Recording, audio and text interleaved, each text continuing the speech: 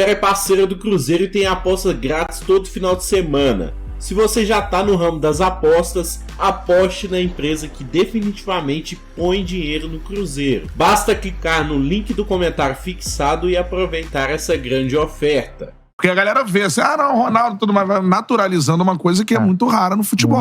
Muito que difícil. é um cara ter um tino de a empresário. A coragem que ele teve de assumir a bronca no Cruzeiro, com toda a história que ele tem, com toda a reputação que ele tem, ele chegar e falar, meu irmão, eu vou comprar essa briga aqui, eu vou botar o Cruzeiro. Botou a cara lá na frente e falou, vou botar o Cruzeiro onde merece. Isso aí tem que ser muito macho. É espetacular. Agora, você que é diretor de comunicação também, né? Que aí é diferente, né? Por exemplo, você tem os outros, óbvio, né? O Textor aparece bastante no Botafogo, no Vasco não, né? Então você tem diferentes SAFs ali. O Bahia é uma outra situação, de mais um clube, grupo, internacional, tudo mais.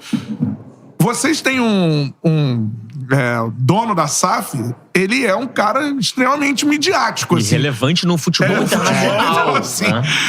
Isso facilita muito o seu trabalho? Isso aí... Eu complica. Eu divido em dois momentos, assim, bem marcados.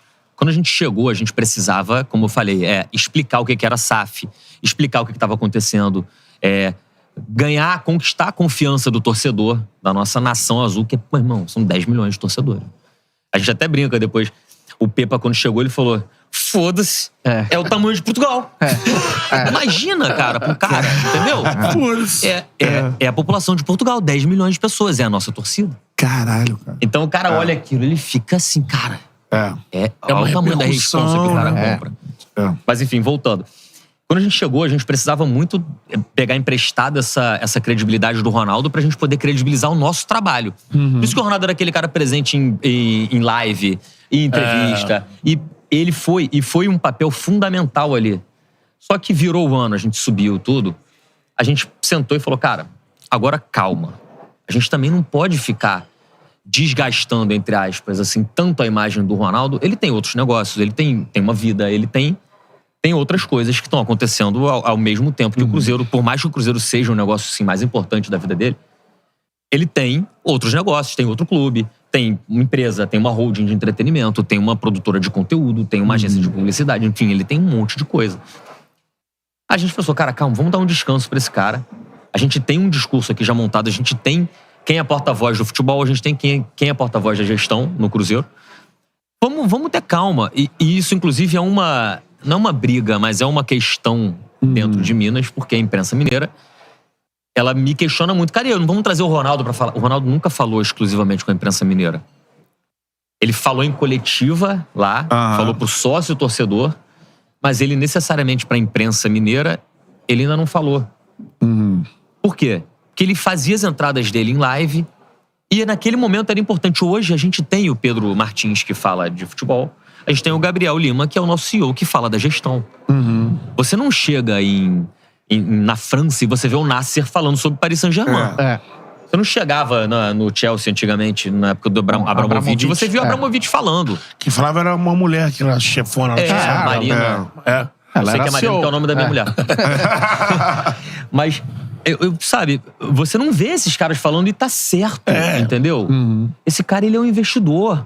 Ele é o dono do clube. Esse cara não é o cara que tá na linha de frente pra responder as demandas. É lógico que o Ronaldo é um caso diferente, porque ele é um cara relevante pro cenário internacional do futebol. O que ele fala, vira notícia, vira verdade. Então, é um cuidado que a gente tem que ter muito claro ali de separar Cruzeiro e Ronaldo. Mas, ao mesmo tempo, aquilo vive em harmonia, então... E quando o Ronaldo abre uma live na Ronaldo TV... A TV é um monstro sagrado. Aí ele tá lá, o Cruzeiro na época tava... Não sei se foi no início do ano, o Cruzeiro tava ali com problemas no Mineiro, ele com aquele fonezinho dele lá, ele é uma figuraça, né?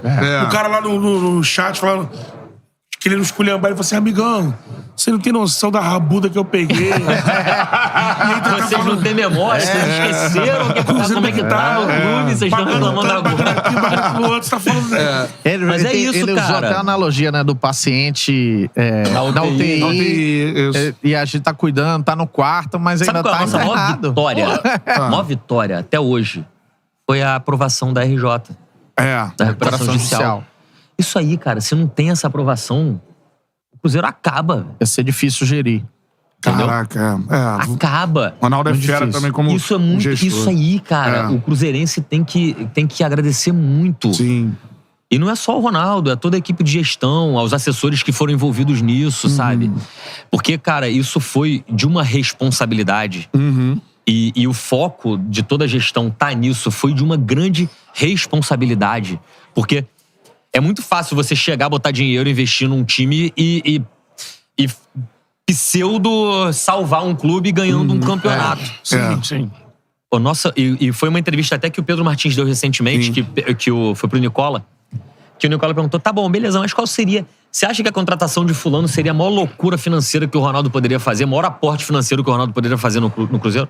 Não. O maior aporte financeiro que o Ronaldo fez foi no modelo de gestão, foi no back-office, foi ali em olhar o que precede o futebol para deixar a casa arrumada. E hoje o Cruzeiro tá arrumado, tá se ajeitando. É pro torcedor tá tranquilo nos próximos 200 anos, entendeu? Não adianta nada a gente chegar, se tivesse chegado com um caminhão de dinheiro, contratado o Cristiano Ronaldo, contratado o Messi, ia ganhar uma paz ali de 2, 3 anos e acabou de novo. Tem muito clube que tá fazendo isso, que faz isso. Sim.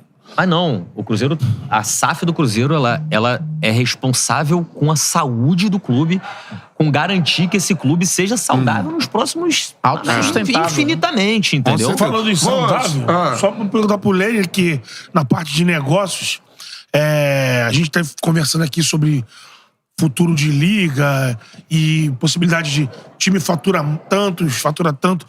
Tem uma previsão assim de crescimento de faturamento do Cruzeiro? Não, ano a ano a gente tem que crescer faturamento, né? Isso aí, sem dúvida. Óbvio que o fator liga tem um impacto gigantesco, porque a gente está falando do principal contrato que existe para os clubes de futebol, que é o contrato de TV. Você está falando do contrato de placas. Sim. E da própria venda de participação da liga. Que isso faz com que você comece a mudar de prateleira. Mas, por mais que a gente cresça de orçamento, assim, vamos falar de maneira hipotética, caiu 100 milhões na conta do Cruzeiro. Não vai gastar 100 milhões com futebol. É bom deixar claro. Não vai gastar 100 milhões com futebol. Isso é bom falar, O torcedor acha que esse dinheiro vai pra contratar o mundo. A gente, como falou, a gente aprovou a recuperação judicial. O que é que significa isso? Que a dívida que a gente tinha, que era a curto prazo, ela passou uma dívida a longo prazo. A gente só aumentou as parcelas. Mas ela não deixou de existir. Ela continua existindo, a gente tem que pagar. Então, a gente tinha 800 e tantos credores. É muita gente para pagar. E a gente tem agora um prazo, assim que homologar, aí começa o pagamento. Mas são 10 anos aí para quitar uma dívida. Então, assim, essa dívida não some, ela não deixou de existir. Com certeza. Então, assim, se cai um dinheiro agora, aí você começa a provisionar com o que é que você vai usar cada coisa e um passinho de cada vez, sem pressa. A gente não tem mais a coisa do mandato, né? Sim. Tem que fazer acontecer porque daqui a 3 anos tem eleição. Acabou. Então, a gente tem que trabalhar agora e você tem começo, meio e vai colher lá na frente. Você pega esse dinheiro, 100 milhões, como ele falou, hipoteticamente, você só investe em jogador e o cara chega lá e vê uma estrutura horrorosa. Como é que esse cara vai entregar? Como é que esse cara vai performar? Entendeu? Foi mais ou menos um pouco do que aconteceu com o Ronaldo quando ele chegou no Corinthians. Eu cheguei no Corinthians, o Corinthians era terra arrasada. Ele teve que melhorar, né? Ele foi junto com o Andrés e falou, cara, vamos melhorar essa parada aqui. Isso aí. E como porque jogador, esse clube só evolui. Tomando banho em container. O cara, ele chegou num momento que ele já não tomava banho no CT. Ele ia sujo pra casa. Entendeu? Ele falou, cara, como é que esse clube aqui, como é que você quer evoluir nesse clube aqui, ter jogadores de alto nível se não tem estrutura? Aí fez um CT que referência, né? E ainda é referência.